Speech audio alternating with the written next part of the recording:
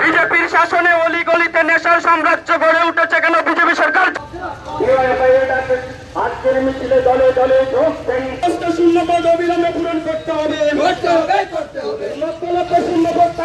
আমরা ভারতের গণতান্ত্রিক যুব ফেডারেশন এবং ত্রিপুরা উপজাতি যুব ফেডারেশন এই দুইটি গণসংগঠনের আহ্বানে ধর্মনগর শহর জুড়ে ইতিমধ্যে আমরা মিছিল সংগঠিত করেছি।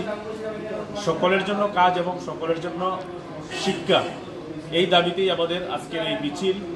আমরা লক্ষ্য করছি এই সময়ে আমাদের রাজ্যে বিভিন্ন যে দপ্তর রয়েছে, এডুকেশন, হেলথ, এগ্রিকালচার সহ বিভিন্ন দপ্তরে হাজার হাজার শূন্যপদ, কিন্তু নিয়োগ হচ্ছে না।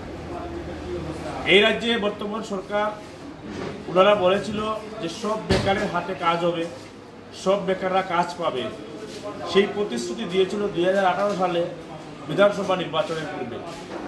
বলেছিল বছরে 50,000 বেকারের চাকরি হবে। আজকে আমরা 7.5 বছর অতিক্রান্ত এই রাজ্যে চলছে বিজেপির শাসন।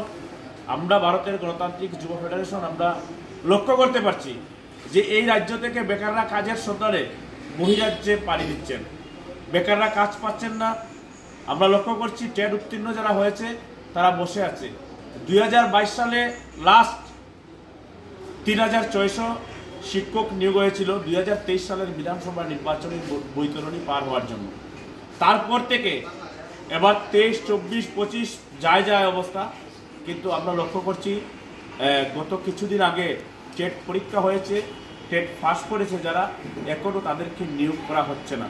আমরা ভারতের গণতান্ত্রিক যুব ফেডারেশন ধর্মনগর মহকুমা কমিটি আমরা দাবি করেছি যে এই রাজ্য সরকারের কাছে যে অবিলম্বে এই সমস্ত দপ্তরে শিক্ষক নিয়োগ, শিক্ষা দপ্তরে, স্বাস্থ্য দপ্তরে স্বাস্থ্যকর্মী নিয়োগ, এএনএম, জিএনএম করে বসে আছে বহিরাজ্যে বিভিন্ন প্রাইভেট হেলথ সেন্টারে কাজ করছে, কিন্তু তাদেরকে নিয়োগ করা হচ্ছে না।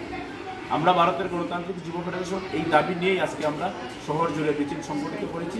আমাদের সাথে ছিলেন আমাদের 57 যুবরাজনগর বিধানসভার বিধায়ক কমরেড শৈলেন্দ্রচন্দ্র নাথ সহ আমাদের প্রাক্তন যুব আন্দোলনের নেতারাও ছিলেন এবং আমাদের সংগঠনের একাধিক নেতা কর্মী এবং আমাদের ধর্মনগর মহকুমার প্রত্যেকটা এলাকা থেকে আজকে যুবকরা মিলিত হয়েছেন এবং একটাই আওয়াজ উঠেছে যে আমরা কাজ চাই, আমাদের কাজ দিতে হবে, আমরা বেকার, আমাদের কাজ দিতে হবে।